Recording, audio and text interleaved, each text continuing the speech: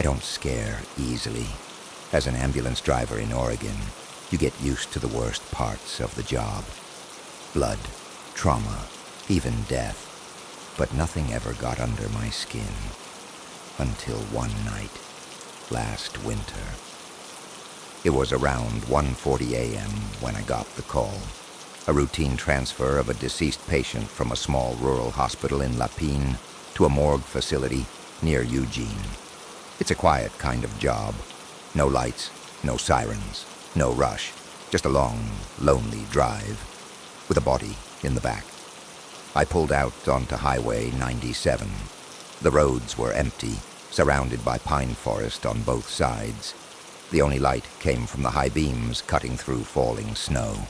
The heater was on full blast, but the air still felt cold, the kind of cold that sinks into your bones.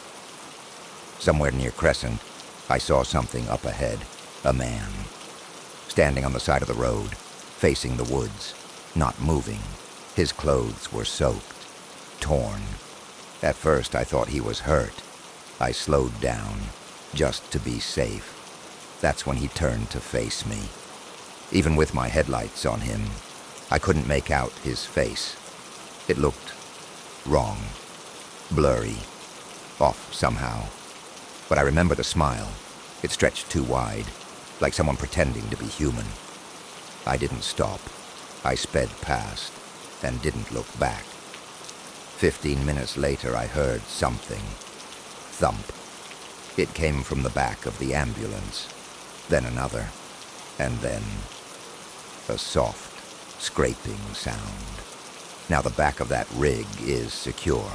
Bodies don't move unless something or someone moves them. I glanced into the rearview mirror, and that's when I saw it. The small interior door, the one between the cab and the back, it was slightly open. That door is never open during a run. I kept driving, faster this time. My hands were sweating, my chest was tight. Eventually I pulled into an old Chevron station just off Highway 58, near Oak Ridge. The place looked abandoned.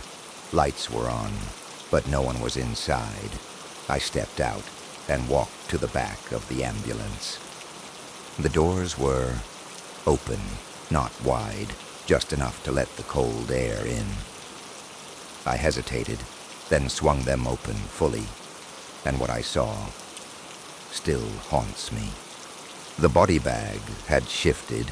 It was no longer lying flat.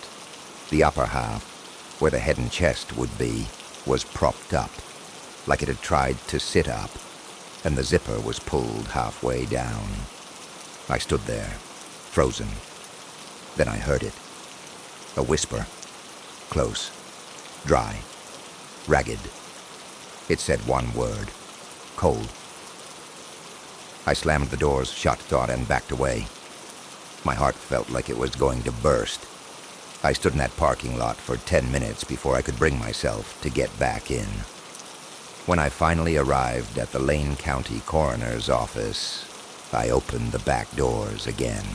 The body was flat, zipper closed, arms at the side, still, exactly the way I'd left it. No one ever believed me when I told them. Not my supervisor, not the guys at the station, but I remember what I saw. I remember that man on the road, that awful smile. And I remember the word I heard that night. Cold.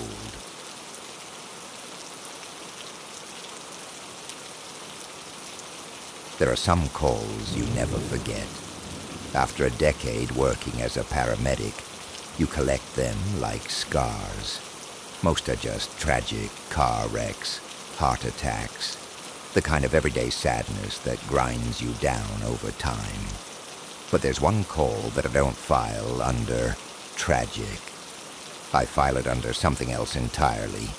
It's the reason I handed in my badge, and I can't stand the sound of rain on a roof anymore. It was a Tuesday night in October, the kind of night where a cold, miserable drizzle had been falling for hours, making the streets slick and black under the streetlights. My partner, Dave, and I were near the end of a long, quiet 12-hour shift. We were parked in an empty lot behind a Walgreens, sipping lukewarm coffee, just waiting for the clock to run out. Then the radio crackled to life. Unit 7, respond. Male, mid-60s, difficulty breathing. Address is 1412 Sycamore Lane. The address didn't ring a bell. I keyed in the GPS.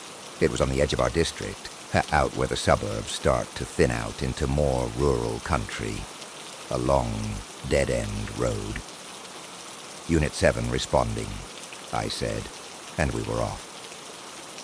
The drive took about 10 minutes, leaving the well-lit main roads for darker, narrower streets lined with old-growth trees.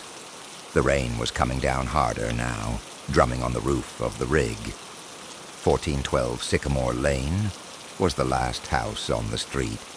It was an old, two-story colonial, dark, except for a single, frantic-looking light on the porch. As I pulled the ambulance to a stop, the front door flew open. A woman stood there, silhouetted, waving her arms. "Hurry, please hurry," she screamed. We grabbed the jump bag and the monitor and rushed inside. The scene was controlled chaos. The house smelled of old wood and mothballs. In the living room, an elderly man was lying on his back on an ornate rug, his face a terrifying shade of blue. A younger man, probably in his 30s, was doing clumsy, panicked chest compressions. This was the son. We took over immediately. Dave started bagging him with oxygen while I got the defibrillator pads on his chest. The family, the wife, and the son, stood back, huddled together in the doorway, watching us with wide, terrified eyes. "What happened?"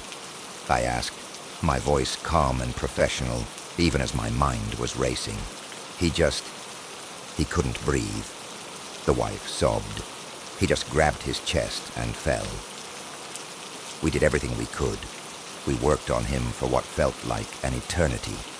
We pushed epi, we shocked him twice, but there was nothing. His heart was silent. I looked at the flat line on the monitor, and I knew. I took a deep breath and looked up at the family. "I'm so sorry," I said softly. "He's gone." The wife let out a wail that cut right through me. But the son, he didn't cry. His face, which had been twisted in panic, went completely blank. He just stared at me. "No," he said, his voice flat. "Number, you were too slow." I started to give the standard response to explain that we got there as fast as we could, that we did everything possible. But he cut me off. "You were too slow," he repeated, taking a step forward. His eyes were locked on me, and there was something in them that wasn't grief. It was cold. It was predatory. "You let him die." The air in the room got thick and heavy. The wife was still crying, but it was like she wasn't even there. It was just me and the son. "Sir, I understand you're upset," I began. "You don't understand anything," he hissed, and then he moved. It was so fast.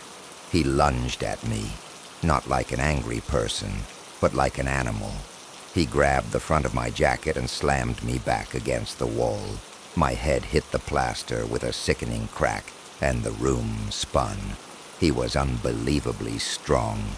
I could feel his fingers digging into my collarbone like talons.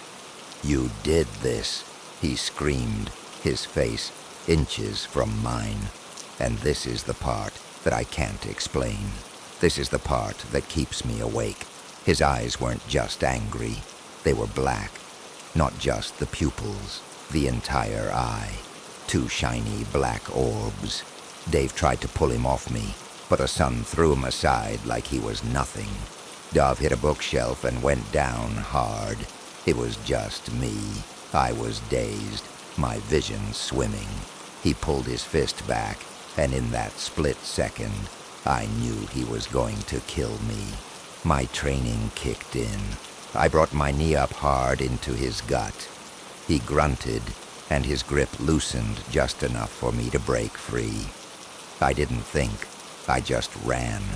I scrambled out the front door into the pouring rain, fumbling for the keys to the rig.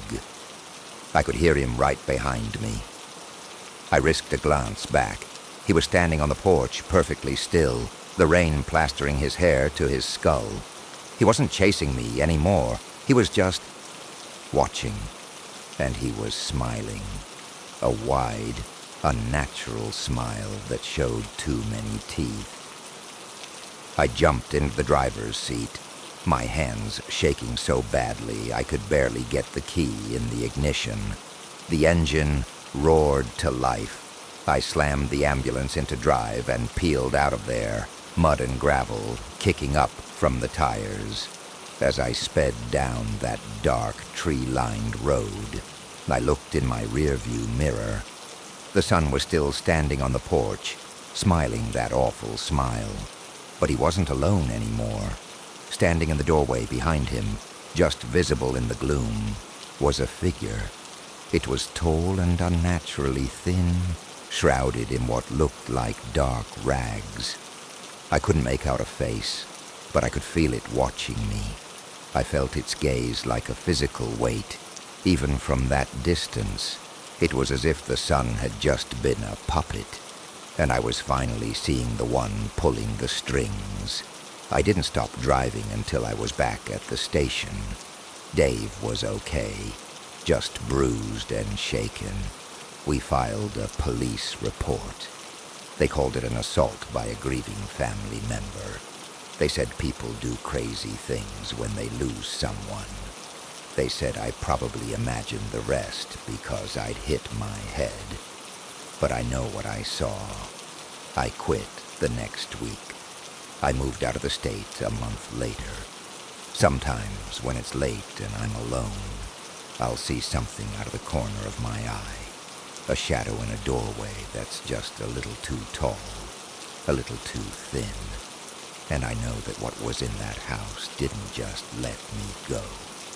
It saw me, and now it knows what I look like.